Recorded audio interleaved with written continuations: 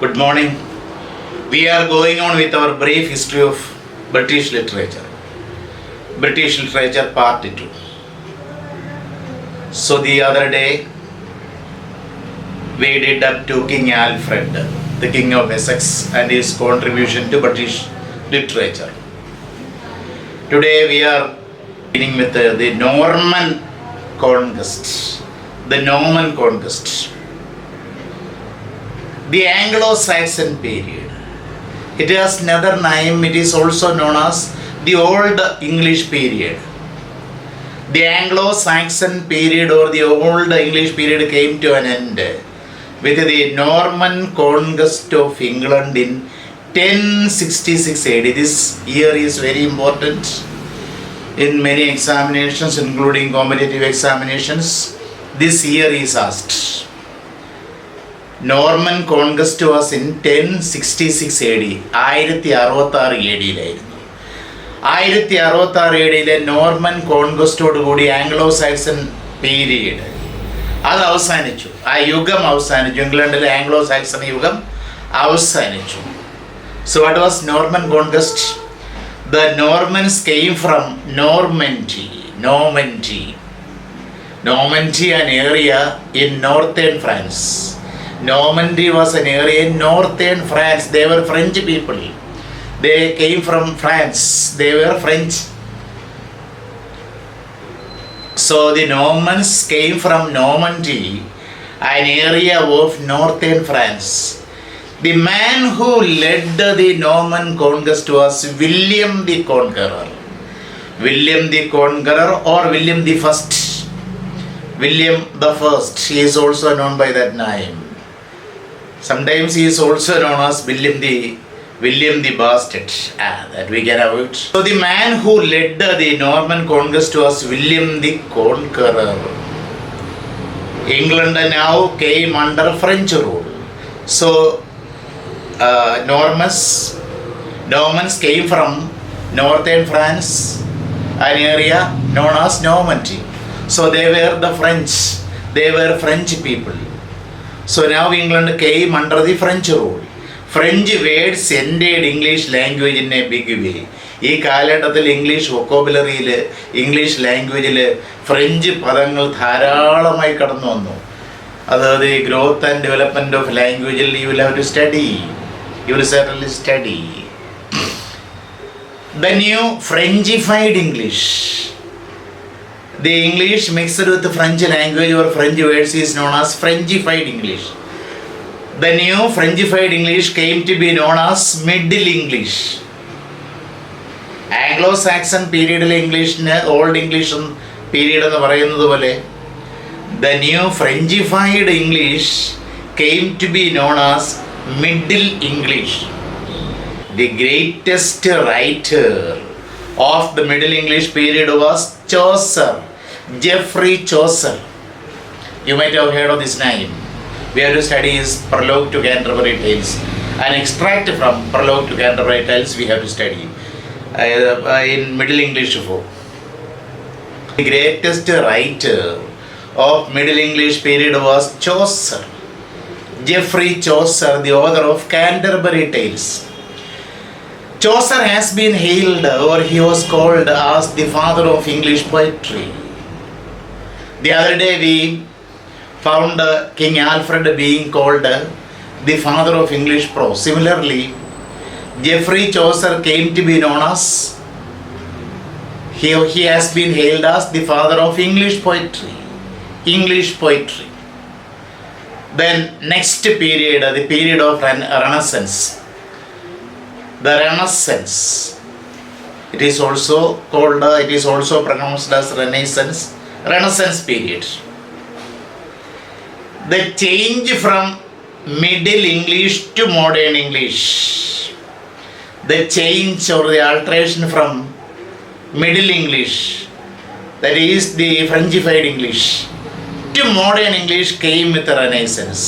ഈ മിഡിൽ ഇംഗ്ലീഷിൽ നിന്ന് മോഡേൺ ഇംഗ്ലീഷിലേക്കുള്ള പരിവർത്തനം സംഭവിച്ചത് റെനസൻസ് പീരീഡിലാണ്. The Renaissance, what was Renaissance? The Renaissance was an intellectual movement that swept through Europe during the 16th century.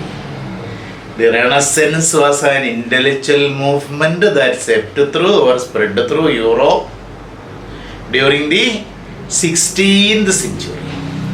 16ാം നൂറ്റാണ്ടിൽ യൂറോപ്പിലുടനീളം ഉണ്ടായ ഒരു ബൗദ്ധികമായ പ്രസ്ഥാനമാണ് റെനസൻസ് എന്ന് പറയുന്നത്. The rediscovery of the glory of ancient Greek culture and literature was responsible for the development. ഈ renaissance എന്ന് പറയുന്ന ഈ പ്രസ്ഥാനത്തിൻ്റെ ഉദയത്തിന് കാരണം, ഈ ഡെവലപ്മെൻറ്റിൻ്റെ കാരണം the rediscovery of the glory, മഹത്വത്തിൻ്റെ കണ്ടുപിടുത്തം. ഏതിൻ്റെ മഹത്വം? Of ancient Greek culture and literature. Greek ട്രജീഡിയൻസിൻ്റെയും കൊമീഡിയൻസിൻ്റെയും നാടകങ്ങൾ, മറ്റ് രചനകൾ, അതിൻ്റെ മഹത്വം വീണ്ടും കണ്ടുപിടിക്കപ്പെട്ടത് റെനസൻസ് പീരീഡിലാണ്. സോഫോക്ലീസിൻ്റെയും എസ്കിലസിൻ്റെയും യൂറിപ്പീഡിയസിൻ്റെയും അരിസ്റ്റോഫെയിൻസ് എന്ന് പറയുന്ന കൊമഡിയൻ്റെയൊക്കെ നാടകങ്ങൾ, അരിസ്റ്റോട്ടലിൻ്റെ കൃതികൾ, പ്ലേറ്റോയുടെ രചന, ഇതെല്ലാം കണ്ടെടുത്തത് during the period of renaissance. അതാണ് ഈ കാലഘട്ടത്തിൻ്റെ ഈ ഒരു പ്രസ്ഥാനത്തിൻ്റെ മഹത്വം. The rediscovery of the glory of the ancient Greek culture and literature was responsible for the development. The renaissance made 100 flowers bloom in England during the reign of Queen Elizabeth. അപ്പോൾ 16ാം നൂറ്റാണ്ടെന്ന് പറഞ്ഞാൽ England Queen എലിസബത്തിൻ്റെ കാലഘട്ടമാണ്. Queen എലിസബത്തിൻ്റെ കാലഘട്ടത്തിൽ ഏതാണ്ട് 100 സാഹിത്യ പുഷ്പങ്ങൾ വിടർന്നു എന്ന് വേണമെങ്കിൽ പറയാം. The Renaissance made 100 flowers bloom during the administration of Queen Elizabeth. It was Elizabethan period. It is also known as Elizabethan period. The Elizabethan age produced writers like Shakespeare, Francis Bacon etcetera. അങ്ങനെ കുറേ എഴുത്തുകാരുണ്ട്. Elizabethan period produced great writers like Shakespeare, William Shakespeare, Francis Bacon etcetera. So after this period, renaissance period, came Augustan age. Augustan age means the golden period in English literature. Augustan age. In Rome, during the administration or reign of Augustus Caesar, came to be called the golden age. Similarly, this period was the golden age of English literature. That was why it came to be called Augustan age. Dryden, John Dryden, was a late contemporary of Milton. മിൽട്ടൻ്റെ ഒരു contemporary ആയിരുന്നു, late contemporary ആയിരുന്നു. മിൽട്ടൻ്റെ late contemporary ആയിരുന്നു എന്ന് പറയാം John Dryden was a late contemporary, സമകാലീനൻ of Milton. Dryden was a versatile genius, കവി, നാടകകൃത്ത്, essayist, ഇങ്ങനെ പല രീതികളിൽ ശോഭിച്ച ആളാണ് Dryden. He was a versatile writer or a versatile genius. ബഹുമുഖ പ്രതിഭയായിരുന്നു അദ്ദേഹം. It was Dryden who inaugurated or opened a new age in English literature known as Augustan age. ഈ അഗസ്റ്റൻ ഏജ് എന്ന് പറയുന്ന ഈ പുതിയ കാലഘട്ടം ഇംഗ്ലണ്ടിൽ ഉദ്ഘാടനം ചെയ്തത് ജോൺ ഡ്രൈഡൻ ആയിരുന്നു. As I told you earlier, the Augustan age actually means the golden age. The 18th century writers followed. ഈ ഡ്രൈഡൻ്റെ ഒരു മഹത്വം എന്ന് പറഞ്ഞാൽ പിൽക്കാലത്ത് 18ാം നൂറ്റാണ്ടിലും 18th century writers followed Dryden's example. Dryden's example, they imitated Dryden's style. Like Dryden, they were also classicists. Dryden was a classicist. What do you mean by classicist? Classicist means one who insisted on following the ancient rules and regulations strictly. Classicist means writer who insisted on following the ancient rules and regulations strictly. പഴയ സാഹിത്യ നിയമങ്ങളും റെഗുലേഷൻസും കർശനമായി follow ചെയ്യണമെന്ന് നിർബന്ധം പിടിക്കുന്ന എഴുത്തുകാരെയാണ് ക്ലാസിസ്റ്റുകൾ എന്ന് പറയുന്നത്. Dryden ഒരു ക്ലാസിസിസ്റ്റ് ആയിരുന്നു. അതേപോലെ 18-ാം നൂറ്റാണ്ടിലെ എഴുത്തുകാരും ക്ലാസിസിസ്റ്റുകളായിരുന്നു. The most important writers in the 18th century were Alexander Pope, the satirist, Addison, essayist Addison, and Dr. Johnson, a versatile genius, lexicographer, essayist, poet, etc. Dr. Johnson. The most important writers in the 18th century were Alexander Pope, Addison, and Dr. Johnson. The 18th century saw the birth of English novel. It was during the 18th century the novel was produced. The 18th century saw the birth of novel. English novel inde jananam undayathu 18-ാം നൂറ്റാണ്ടിലാണ്. The first English novel was Samuel Richardson's Pamela, an epistolary novel. കത്തിൻ്റെ രൂപത്തിലുള്ള novel, എപ്പിസ്റ്റലറി. It was an epistolary novel. Pamela, who is the author, who is the novelist, Samuel Richardson. So this is deemed to be the first English novel. The first English novel was Samuel Richardson's Pamela. The poetry of 18th century was mostly satirical. പഴയ ഡ്രൈഡൻ്റെ ആയാലും അതിനുശേഷം 18-ാം നൂറ്റാണ്ടിലെ Alexander പോപ്പിൻ്റെ കവിതകളൊക്കെ സാട്രിക്കലായിരുന്നു. Alexander പോപ്പിൻ്റെ ഏറ്റവും മികച്ച satire the rape of the lock എന്ന് പറയുന്ന കവിത, the rape of the lock, ഒരു പ്രഫ്യൂടെ തലമുടി മുറിച്ചെടുക്കുന്നതിനെ കുറിച്ചുള്ള ഒരു സാട്രിക്കൽ പോയം, സറ്റയർ രൂപത്തിലുള്ള കവിത, the rape of the lock by Alexander Pope. അപ്പോൾ അലക്സാണ്ടർ പോപ്പിൻ്റെ കവിതകൾ, അല്ലെങ്കിൽ 18-ാം നൂറ്റാണ്ടിലെ മിക്ക കവിതകളും കവികളുടെ കവിതകളും in satirical style, and it was artificial in style. Satirical style and the poems were artificial in style. ഒരുതരം കൃത്രിമത്വം ഉണ്ടായിരുന്നു. കൃത്രിമത്വമുള്ള ഒരിക്കൽ റൊമാൻറ്റിക് പോയറ്റ്സിനെ പോലെ, അല്ലെങ്കിൽ വിക്ടോറിയൻ കാലഘട്ടത്തെ പോലെ പോയറ്റ്സിനെ പോലെ ഒരു നൈസർഗികമായ രീതിയിലുള്ള കവിതകളായിരുന്നില്ല. They were artificial in style and form. Then the pre-romantics, that is the forerunners of romanticism. Romanticism അല്ലെങ്കിൽ റൊമാൻറ്റിക് റിവൈവൽ, കാൽപ്പനികതയുടെ മുമ്പിൽ ഏതാണ്ട് കാൽപ്പനികതയുടെ ചുവട് പിടിച്ച് കവിത എഴുതിയ ചില ആളുകളുടെ കാലം. That is the period of the pre-romantics,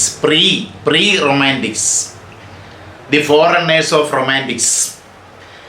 The next period in English literature was the age of romantic revival.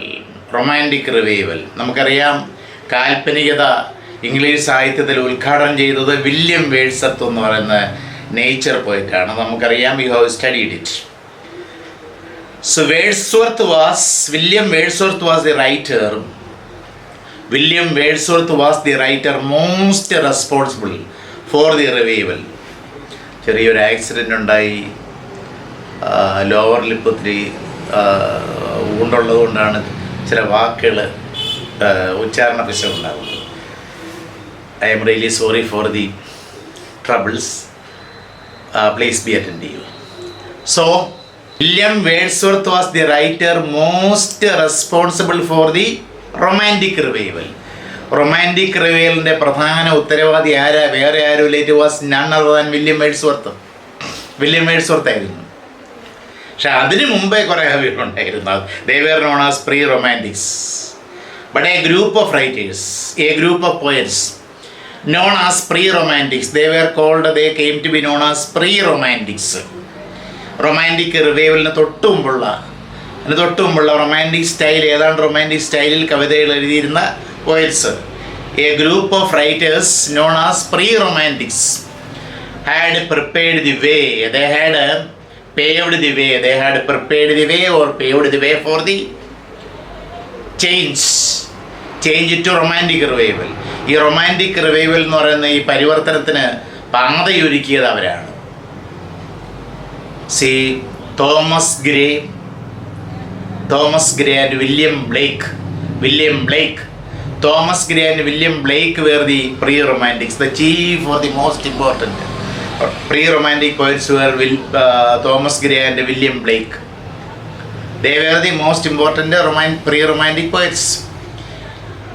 Thomas Gray is actually known as the morning star of romantic revival.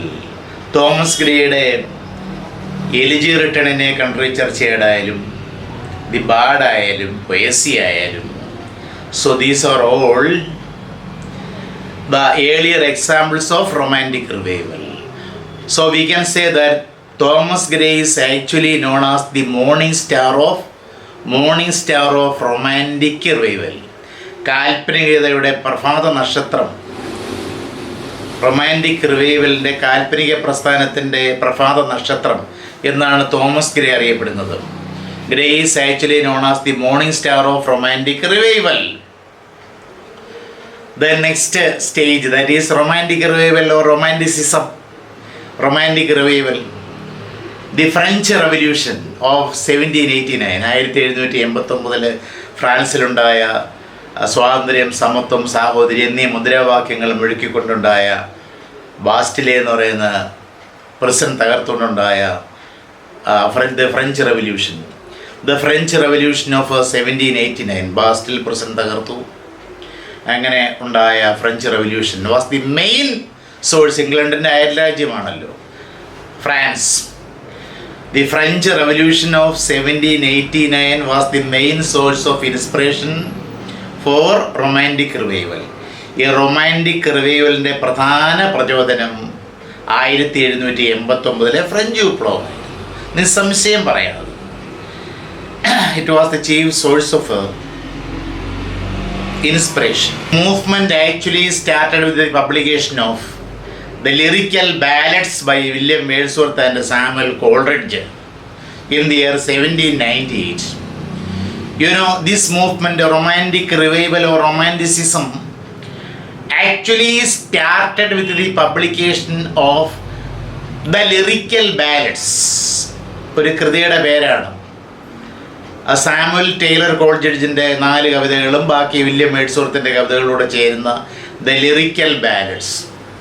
ആ the lyrical ballads എന്ന് പറയുന്ന കൃതിയുടെ publication 1798 it was in 1798. 1798 ആ പുസ്തകത്തിൻ്റെ പ്രസിദ്ധീകരണമാണ് romantic revival എന്ന് പറയുന്ന ഈ പ്രസ്ഥാനത്തിൻ്റെ ഉദ്ഘാടനം കുറിച്ചത്, അതിൻ്റെ ഉദയം കുറിച്ചത്. So you should remember that the publication of the Lyrical Ballads by William Wordsworth and Samuel Taylor Coleridge in 1798 inaugurated the romantic revival in English literature. It created a new poetic taste in the country. You know, this publication, this book, Lyrical Ballads, the collection of poems, created a new taste in English poetry. English poetry ഒരു പുതിയ taste, അല്ലെങ്കിൽ it brought about a new poetic taste in England or in the country. The romantic writers differed from the earlier writers in many respects. They were, you know, the romantic writers were lovers of nature. The most important feature of romantic writers was that they were lovers of nature. The romantic writers were lovers of nature. പ്രകൃതിയെ സ്നേഹിച്ചിരുന്ന, പ്രകൃതിയെ അഗാധമായി ആരാധിച്ചിരുന്നവരായിരുന്നു romantic writers. And they had a sympathy for the poor and downtrodden. സമൂഹത്തിൽ side line ചെയ്യപ്പെട്ട, ചവിട്ടിമെതിക്കപ്പെട്ട ആളുകൾ, ഡൗൺട്രോഡൻ people, and the poor, പാവപ്പെട്ട ആളുകൾ, അവരോട് അകമഴിഞ്ഞ സിമ്പതി ഉണ്ടായിരുന്നു romantic റൈറ്റേഴ്സിന്. They had a sympathy for the poor and the downtrodden, and they expressed the intense thoughts. You know, the romantic writers or poets expressed the intense thoughts through their poems. കവിതകളുടെ തീവ്രമായ, തീക്ഷ്ണമായ ചിന്തകളെയാണ് അവർ ആവിഷ്കരിച്ചത്. They expressed the intense thoughts through their poems. It was now, during the romantic revival, it was now poetry of imagination instead of poetry of reasoning. Instead of poetry of reasoning, It became poetry of imagination. യുക്തിചിന്തയുടെ കവിതയ്ക്ക് പകരം ഭാവനയുടെ കവിതയായി മാറിയ romantic revival എന്ന് പറയുന്ന ഈ പ്രസ്ഥാനത്തോടു കൂടി. So it was now the poetry of imagination rather than poetry of reasoning. The romantic influence was introduced into English prose. English poetryയിൽ മാത്രമല്ല, the romantic influence, ഈ romantic സ്വാധീനം, ഈ കാൽപ്പനിക സ്വാധീനം, the romantic influence was introduced into English prose by writers like ചോൾസ്ലാമിൻ്റെ എസ്സേസിലൂടെ and ഹാസ്ലിറ്റിൻ്റെ എസ്സേസിലൂടെയും പ്രോസിലേക്കും കൊണ്ടുവന്നു ഈ റൊമാൻറ്റിക് റിവൈവൽ എന്ന് പറയുന്ന movement. The romantic influence was introduced into English prose by writers like Choulslam and Hazlitt. In poetry, in the field of poetry, in the area of poetry, a second generation of romantic poets emerged. William Wordsworth, Samuel Taylor, Coleridge, Robert Southey, അവർക്ക് ശേഷം പിന്നീട് ഒരു രണ്ടാം തലമുറ കവികളും ഈ romantic പ്രസ്ഥാനത്തിൽ ഉദയം ചെയ്തു. A second generation of romantic poets emerged. They were Lord Byron's romantic poetry, Byron, Keats, John Keats, sensuous poetry, and Shelley's revolutionary and intellectual poetry, P.B. Shelley, Percy Bysshe Shelley. So they comprised the second generation of romantic poets. So who are the poets belonged to the second generation of romantic poets? Lord Byron, Keats, John Keats, 26ാമത്തെ വയസ്സിൽ പരേതനായ അന്തരിച്ച John Keats, and P.B. Shelley, Percy Bysshe Shelley. Since romantic poetry was subjective, romantic poetry എന്ന് പറയേണ്ട കാര്യമില്ല, the romantic literature was subjective. ചോൾസ്ലാമിൻ്റെ ഹാസ്ലിറ്റിൻ്റെ essays നോക്കിയാലും അങ്ങനെയാണ്. സബ്ജക്റ്റീവാണ്, ആത്മനിഷ്ഠമാണ്, വസ്തുനിഷ്ഠമല്ല. ഒബ്ജക്റ്റീവ് എന്ന് പറഞ്ഞാൽ വസ്തുനിഷ്ഠം, സബ്ജക്റ്റീവ് എന്ന് പറഞ്ഞാൽ ആത്മനിഷ്ഠം, നമ്മുടേതായ മനസ്സിലുള്ള കാര്യങ്ങൾ അയവിറക്കുന്ന പ്രതിഫലിപ്പിക്കുന്ന കാര്യങ്ങൾ. So since romantic poetry or literature was subjective, drama almost disappeared from the scene. Drama എന്ന് പറയുമ്പോൾ സബ്ജക്റ്റീവ് അല്ല, ഒബ്ജക്റ്റീവായിട്ട് പല കാര്യങ്ങളും അവതരിപ്പിക്കേണ്ടി വരും. അതുകൊണ്ട് since romantic literature was subjective, drama almost disappeared from the scene. അന്ന് ആ രംഗത്തെ ഉണ്ടായിരുന്നില്ല ഡ്രാമ എന്ന് പറയുന്ന ഘടകം. The two important novelist during this period were, during the romantic period or period of romantic revival, the two important novelists were Sir Walter Scott, the writer of historical novels, and Jane Austen.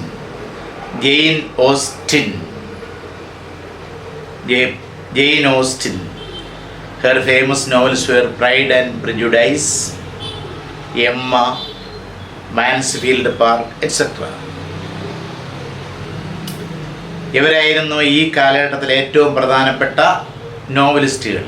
Sir Walter Scott, അദ്ദേഹത്തിൻ്റെ അയ്യുവാനോ ഒരു പ്രധാനപ്പെട്ട ചരിത്ര നോവലാണത്. And Jane Austen, they were the most important or famous novelists during the romantic revival. Then the Victorian age. The next age is the Victorian age. It lasted roughly from 1840 to 1890. 1840 മുതൽ 1890 വരെ നമുക്ക് റഫായിട്ട് പറയാം Victorian കാലഘട്ടം. ഇംഗ്ലണ്ടിലെ Queen വിക്ടോറിയയുടെ കാലഘട്ടം 19ാം നൂറ്റാണ്ട് നമ്മൾ റഫായിട്ട് പറയുന്നു. So that was Victorian age. It lasted roughly from 1840 to 1890. The three important poets of this period were Alfred Lord Tennyson, the most representative poet of the Victorian age. Alfred Lord Tennyson, Robert Browning, the poet of dramatic monologues, and Matthew Arnold, Matthew Arnold, poet and critic, കവിയും വിമർശകനുമായിരുന്നു Mathew ആർണൾഡ്. They more or less continued the romantic tradition in poetry. You know, these poets also continued the romantic tradition in poetry. അവരും ഏതാണ്ട് romantic ട്രഡീഷനാണ് കവിതയിൽ പിന്തുടർന്നത്. They also continued the poets like Alfred Lord Tennyson, Matthew Arnold and Robert Browning also continued the romantic tradition in poetry. English novel developed very fast during this period. During the Victorian age, the English novel developed very fast. There was a tremendous development of English novel during this period. George Eliot, a woman writer, a woman novelist. Her real name was Mary Ann Evans. Her most important novel is Mill on the Floors. Then Charles Dickens, he wrote a number of moving novels, ഹൃദയസ്പർശിയായ ധാരാളം നോവലുകൾ എഴുതിയിട്ടുണ്ട്. Most of his novels are autobiographical. അദ്ദേഹത്തിൻ്റെ David Copperfield പോലുള്ള നോവലുകൾ ആത്മാർത്ഥപരമായ നോവലുകളാണ് Charles ഡിക്കൻസിൻ്റെ. And Thomas Hardy, the pessimist novelist. He was pessimistic in outlook. ഏതാണ്ട് ഒരു പെസിമിസ്റ്റ് ഔട്ട്ലുക്ക് ആയിരുന്നു തോമസ് ഹാർഡിയുടെ. അദ്ദേഹത്തിൻ്റെ പെസിമിസ്റ്റിക് ഔട്ട്ലുക്ക് ഇല്ലാത്ത ഒരൊറ്റ നോവലേ ഉള്ളൂ. ബാക്കി എല്ലാ നോവലുകളും all the other novels contained the pessimistic outlook. Thomas Hardy, ഞാൻ നേരത്തെ പറഞ്ഞ പോലെ വെസക്സ് എന്ന് പറയുന്ന ലൊക്കയിൽ കേന്ദ്രമാക്കി എഴുതിയ ധാരാളം ഹൃദയസ്പൃക്കായ the mayor of Casterbridge, far from the madding crowd തുടങ്ങിയ അണ്ടർ ദി ഗ്രീൻവുഡ് ട്രീ തുടങ്ങിയ കൃതികളുടെ കർത്താവ്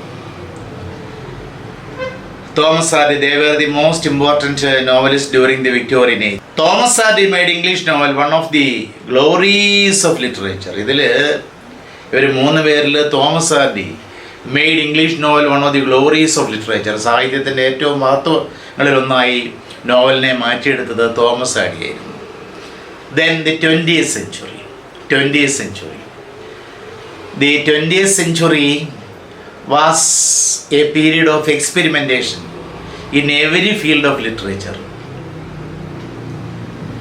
20th century was actually a period of experimentation in every field. സാഹിത്യത്തിൻ്റെ മാത്രമല്ല, കലയുടെ എല്ലാത്തിൻ്റെയും മേഖലയിൽ ഒരു പരീക്ഷണം നടന്ന ഒരു കാലഘട്ടമായിരുന്നു 20th century.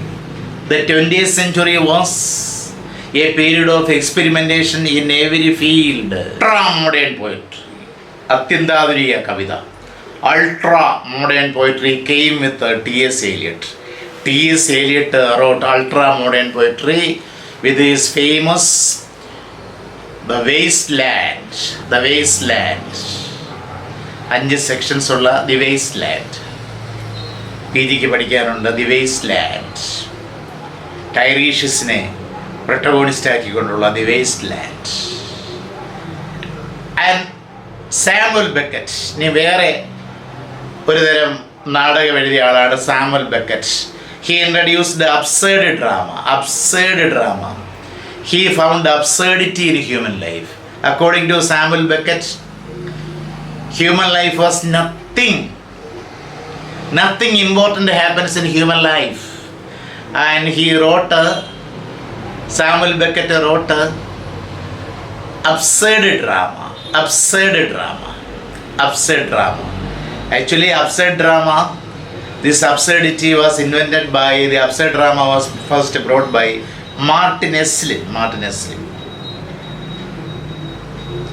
Samuel Beckett's famous absurd drama is Waiting for Godot.